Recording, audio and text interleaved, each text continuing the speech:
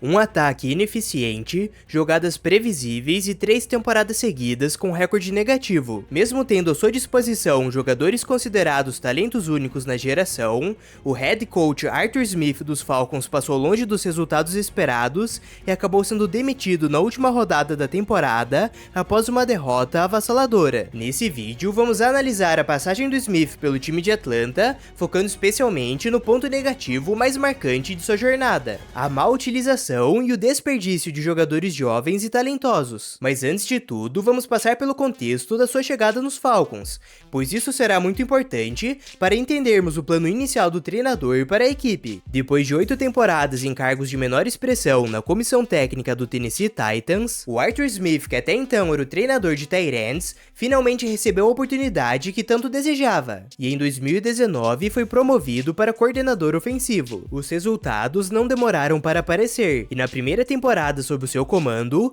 os Titans marcaram a maior quantidade de pontos em uma única temporada dos últimos 16 anos da franquia. Esse desempenho positivo se manteve no ano seguinte, e o time de Tennessee fechou a temporada em segundo lugar em jardas totais e em quarto em pontos marcados. E o running back Derrick Henry, que era a peça central do ataque, ultrapassou a marca das 2.000 jardas corridas e foi eleito o jogador ofensivo do ano. Graças ao seu desempenho nessas duas temporadas, o Arthur Smith começou a despertar o interesse das equipes para a vaga de head coach, e após muitas visitas e negociações, ele fechou um contrato com o Atlanta Falcons. O time de Atlanta estava vindo de uma das suas piores campanhas dos últimos anos, e esperava que um treinador com uma mente ofensiva e um estilo tão empolgante como o do Smith fosse capaz de consertar a equipe. E a história do treinador com o primeiro jogador que iremos analisar começa aqui. Graças ao recorde terrível de apenas 4 vitórias e 12 derrotas, os Falcons ficaram com a quarta escolha geral do draft. Com uma escolha tão alta, o time de Atlanta tinha diversas possibilidades à sua disposição, mas uma das opções que mais agradava a torcida era a seleção de uma nova arma ofensiva, pois essa classe estava carregada de excelentes jogadores, incluindo a dupla de wide receivers de Alabama Jalen Waddle e Devonta Smith, o tight end Kyle Pitts de Flórida e o wide receiver Ja'Marr Chase de LSU. Um tight end dificilmente entraria na conversa se tratando de uma escolha tão alta. Porém, o Pitts era considerado por muitos como o melhor prospecto da posição da história e o melhor jogador da classe fora o Trevor Lawrence. Com um talento desse nível, os Falcons resolveram não deixar a oportunidade passar, e com a quarta escolha da primeira rodada, The Atlanta Falcons select Kyle Pitts, tight end. E o Pitts se tornou o tight end selecionado na posição mais alta da história da NFL. E o Smith, é claro, ficou muito animado com a sua mais nova arma ofensiva. Em sua primeira temporada, o Kyle Pitts rapidamente começou a produzir em campo, com destaque especial para o jogo da semana 7 contra os Dolphins, em que ele teve 7 recepções e um total de 163 jardas. No final, o Pitts se juntou ao membro do Hall da Fama Mike Ditka como os únicos tight ends calouros da história a passarem da marca das 1.000 jardas recebidas, e como resultado, ele foi o primeiro calouro da posição a ser selecionado para o Pro Bowl desde 2002. Apesar das atuações do Pitts, os Falcons mais uma vez passaram por dificuldades, e o Arthur Smith terminou sua temporada de estreia como head coach com um recorde de 7 vitórias e 10 derrotas, que pelo menos já representa uma evolução em relação à temporada passada. Porém, é nesse momento que os primeiros fatores que iriam prejudicar e muito a equipe no futuro começaram a aparecer. Após trocarem o Matt Ryan, que estava com o time desde 2007, os Falcons decidiram contratar o Marcus Mariota, que já havia sido comandado pelo Smith durante sua passagem pelos Titans. Essa escolha foi muito questionada, principalmente pelo fato de ele ter passado as 2 últimas temporadas como reserva nos Raiders. Outra preocupação do time na pré-temporada era a posição de wide receiver, uma vez que o Julio Jones havia sido trocado na temporada passada e o Calvin Ridley acabou sendo suspenso durante toda a temporada após apostar em partidas durante o ano anterior. Para solucionar esse problema, com a 8ª escolha da primeira rodada do draft, o time de Atlanta selecionou o wide receiver Drake London de USC, que também será um jogador que iremos analisar em breve. London teve uma temporada sólida, e apesar de não ter passado da marca das 1.000 jardas, ele conseguiu quebrar o recorde do Pitts e se tornou o calouro com o maior número de recepções da história dos Falcons, com um total de 72. Pelo outro lado, os Falcons novamente tiveram uma campanha desapontadora, e com o segundo recorde seguido de 7 vitórias e 10 derrotas, a equipe do Smith não apresentou nenhuma evolução relevante em relação relação à temporada anterior. E para a situação ficar ainda pior, o Pitts teve que lidar com lesões durante boa parte da temporada, incluindo uma lesão no músculo posterior da coxa na semana 4 e um rompimento do ligamento colateral do joelho direito, o MCL, na semana 11, que o tirou do restante da temporada. Nessa altura, os questionamentos sobre a utilização da dupla de recebedores já começaram a aparecer. Porém, tudo estava apenas começando,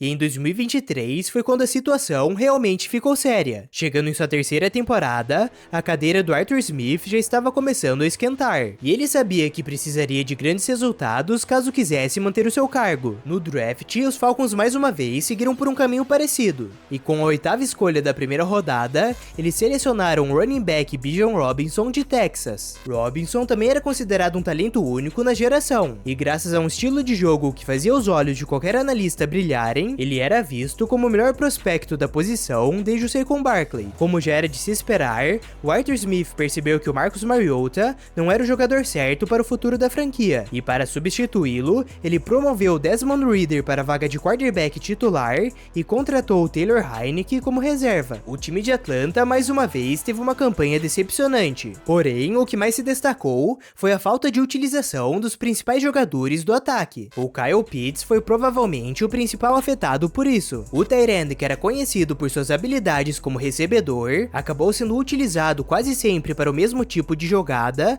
posicionado no slot. Nessa temporada, ele dificilmente foi alinhado para correr rotas externas. Isso tirou uma parte característica do seu jogo, que eram jogadas mais explosivas, que o tornavam uma grande ameaça vertical para o adversário. E a situação fica ainda mais negativa quando olhamos para os seus números. O tight end teve uma média de aproximadamente 3 recepções por partida e menos de 40 jardas. E na Red Zone, a sua utilização faz menos sentido ainda. Em toda a temporada, o Pitts teve apenas 5 alvos dentro da linha das 20 jardas, o que é um dado completamente absurdo para um jogador com seu talento, principalmente considerando o capital que foi gasto para escolhê-lo no draft. E essa falta de envolvimento na Red Zone não é de hoje, pois em 3 temporadas ele possui um total de apenas 6 touchdowns. O Arthur Smith, por algum motivo, deu preferência para o outro tight end, Jonnu Smith, em diversas ocasiões, e em certo momento da temporada, ele até chegou a ter mais jardas e mais recepções do que o Pitts. E mesmo no meio de tantas críticas e reclamações pela falta de uso do Pitts, o Arthur Smith parecia não se preocupar. E o melhor exemplo disso foi uma jogada que parecia ter sido planejada só para deixar o torcedor ainda mais inconformado. Com 3 tight ends em campo, o Jonnu Smith recebe a bola e tenta lançar um touchdown para o terceiro tight end do time, Michael Pruitt. E tudo isso enquanto Kyle Pitts está bloqueando para os dois. Stop it. Get some help. Outro jogador que também sofreu com problemas parecidos foi o Bijan Robinson.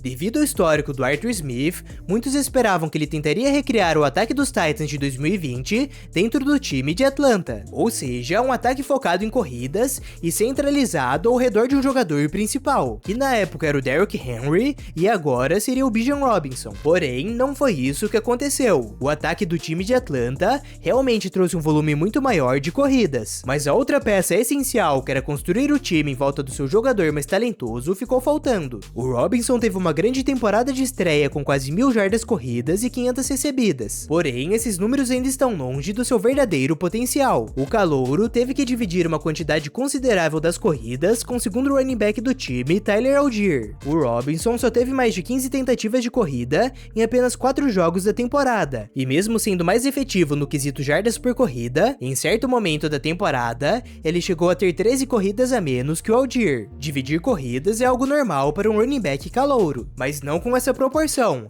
Ainda mais quando se gasta uma escolha tão alta para selecioná-lo. E mais uma vez, os dados ficam ainda piores na Red Zone. O Allgeier teve um total de 34 tentativas de corrida dentro da linha das 20 jardas, enquanto o Robinson teve apenas 23.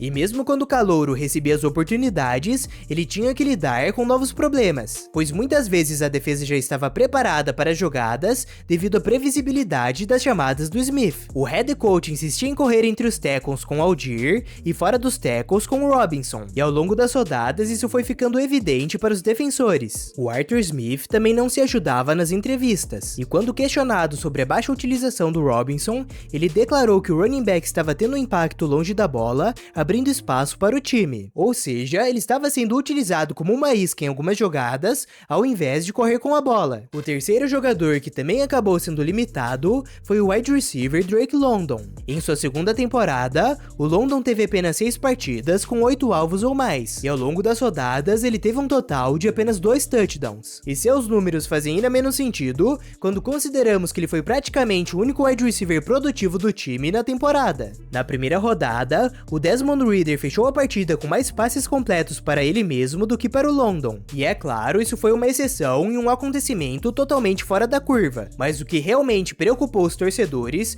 foi mais uma vez uma declaração do Arthur Smith. O treinador afirmou depois da partida que nem ele nem o London ligavam para o número de alvos, e tudo o que importa é o fato deles terem vencido. E mesmo que isso seja verdade que o Drake London não ligue para estatísticas pessoais, no futuro, o seu envolvimento com o time e volume de jogadas fará uma diferença total na hora de negociar o seu próximo contrato. E com certeza haverá uma comparação entre ele e o Garrett Wilson e o Chris Olave, que foram os 2 wide receivers escolhidos depois dele no draft. Ambos os jogadores também foram colocados em situações complicadas. E entre os seus quarterbacks titulares estão Zach Wilson, Mike White e o Joe Flacco, e o Derek Carr, James Winston e Andy Dalton. Mesmo assim, os 2 wide receivers receberam em média quase 2 alvos a mais por partida do que o London, e ambos já tiveram 2 temporadas com mais de 1000 jardas. A falta de um maior envolvimento desses 3 jogadores no ataque foi sem dúvidas um dos grandes motivos para a temporada negativa dos Falcons. Porém, outros problemas enfrentados pelo time também tiveram um papel-chave na demissão do Arthur Smith. Os Falcons não conseguiram marcar mais de 30 pontos em nenhuma partida dessa temporada. E por mais incrível que isso possa parecer, desde a chegada do head coach, eles nunca venceram mais de 2 partidas seguidas. Essa temporada foi especialmente dolorosa para a organização. O time de Atlanta tinha o calendário mais fácil de toda a NFL em relação à força dos adversários, e mesmo assim, eles acabaram pela terceira vez seguida com o mesmo recorde de 7 vitórias e 10 derrotas. Em jogos contra um oponente com recorde negativo, os Falcons perderam 6 das 8 partidas, incluindo uma derrota para o seu rival de divisão Carolina Panthers, que até então só havia vencido uma única partida. Vale destacar que a situação da posição de quarterback que o Smith teve que lidar também não foi nada fácil, porém ele também teve uma porcentagem da culpa sobre isso, uma vez que ele foi um dos grandes responsáveis pela avaliação e contratação desses jogadores. Sobre esse assunto, eles ainda terão que lidar com mais um fator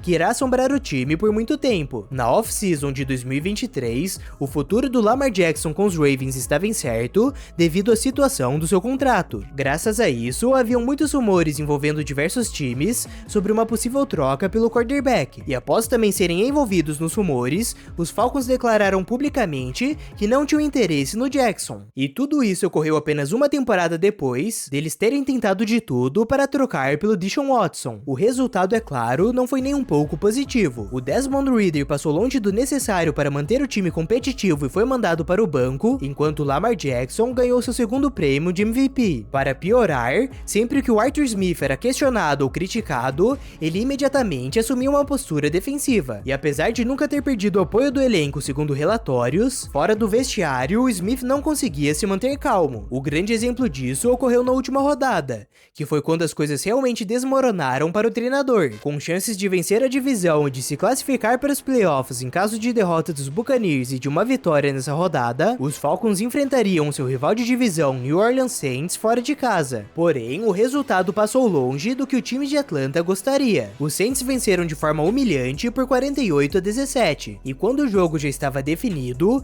os jogadores do time de New Orleans decidiram correr por mais uma jogada para que o running back Jamal Williams acabasse a temporada com pelo menos um touchdown. Após o final da partida, o Arthur Smith foi imediatamente reclamar com o head coach dos Saints, Dennis Allen, e como já era de se imaginar, ele não estava muito feliz. No fundo, o Smith provavelmente já imaginava o que viria a seguir. Essa derrota foi o último prego no seu caixão, e graças a todos os problemas apresentados, ele foi demitido no dia seguinte. Após isso, os Falcons foram em busca de um novo head coach no mercado, e o escolhido foi o antigo conhecido e coordenador defensivo dos Rams, Raheem Morris. O Morris terá à sua disposição um elenco recheado de grandes talentos, e depois de muito tempo, os Falcons finalmente terão um quarterback titular de verdade, agora que fecharam um contrato junto com Kirk Cousins. Tanto o Bijan Robinson quanto o Kyle Pitts e o Drake London ainda são extremamente jovens, e se o Morris conseguir encaixar as peças adequadamente e utilizar os seus melhores jogadores da maneira correta, o futuro dos Falcons será promissor. E por falar em futuro, o do Dalvin Cook continua incerto. O running back que algumas temporadas atrás era uma peça crucial para o ataque dos Vikings e um dos melhores jogadores da posição, teve a pior temporada de sua carreira